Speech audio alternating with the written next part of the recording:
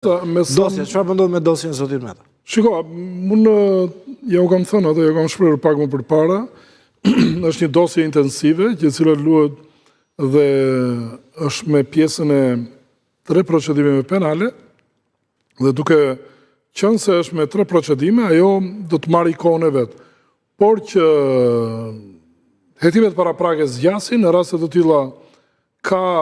efekte juridik që e mbrojnë pjesën e hetimit paraprak për mos kalim afatesh e tjera, sepse janë 3 procedime, janë bashkuar 3 procedime dhe është dhënë një masë sigurie për zotin Meta. Tjetër gjë si deletimi, tjetër gjë se si do dalin ritmet të cilat do të shikojmë në fund në vendimin përfundimtar dhe çfarë do të ndodhi me dosjen për të gjitha ato vepra penale që kanë 2 procedimet,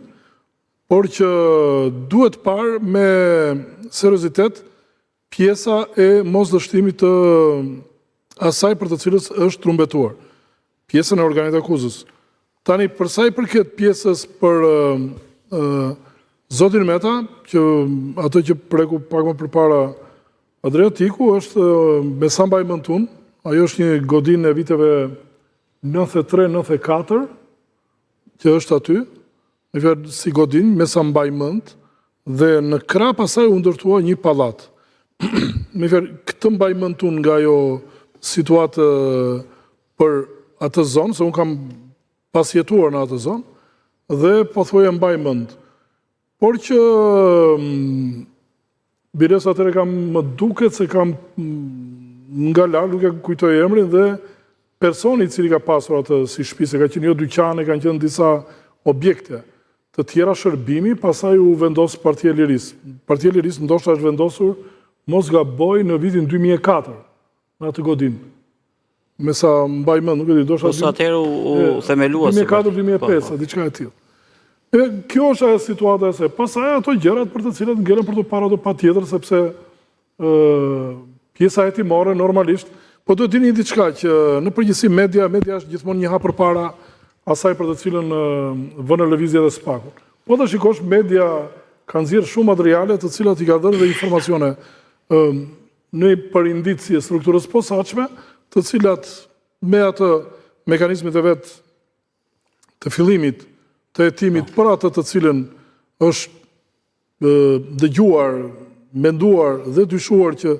mund të merret në konsiderat edhe kjo indicje, pjesë indicje të cilët japin media, me fjalë mendoj që ka vend, sidomos për subjektet e nivelit të lartë, ka vend gjithmonë për hetim. Po flasim për një parti që drejtuesit i ka në Njorinburg dhe ish kryetaren e ka në mas siguri e detyrim paraqitje për vepra të rënda penale siç është korrupsioni dhe pastrimi i parave. Dhe flasim për një parti për të cilën nuk dihet ende sot se si e ka siguruar Selin, kujt i përket realisht Selia, çfarë ka paguar, çfarë raporti ka me pronarin në letër ose real të Selis. Ndërkaq, nga ana tjetër, kemi 2 politikanë që kanë dalë zbuluar 2 vitet e fundit, sepse opinioni publik ishte e njohur vetëm me pasurinë e deklaruar nga Ilir Meta dhe Sali Berisha në LDKP, ku njëri mburrej që kishte vetëm një apartament të shkëmbyer me një apartament para fabrikat, ndërsa tjetri thoshte që s'kishte asnjë pasuri sepse i kishte kaluar në emër të ish-bashkëshortes Monika Kryemadhi. Çfarë është zbuluar? Është zbuluar nga spaku, por edhe nga mediat, duke referuar regjistrit të pronave në hipotek, që Sali Berisha dhe Ilir Meta rezultojnë me fakte dhe prova 2 politikanët më të pasur në Ballkan. Me pasuri me vlerë 10 milion euro të kaluar në emrin e familjarëve të tyre, të fëmijëve, të kunetërve, të gjysheve, të vjerrave dhe personazheve tjerë të rrethit familjar. Dhe nuk bëhet fjalë për pasuri të dyshuara, si të fshehura, por për pasuri të kamufluara në emër kompanish dhe njerëzve të afërt, ku konkretisht familja Berisha rezulton që ka mbi 60 pasurit paluqme, me apartamente në kryeqytetet e Evropës, dhe këto janë fakte,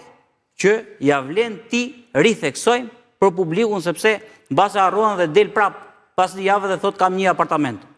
Po këto pallatet dhe vilat dhe apartamentet në Bukuresht dhe në vende tjera, kujt janë? Familjes. Pasuri që si pas Spakut kanë ardhur si produkt i aktivitetit korruptiv të Sali Berisha si kryeministër dhe Ilir Metës një periudhë kohe si kryeministër dhe pastaj në postet larta publike. Dhe unë kam denoncuar para se të zbuloheshin fakt edhe nga Spaku, edhe pse Spaku besoj që i kishte identifikuar që në emrin e nënës së Monika Kryemadit, me një pension $80 në muaj,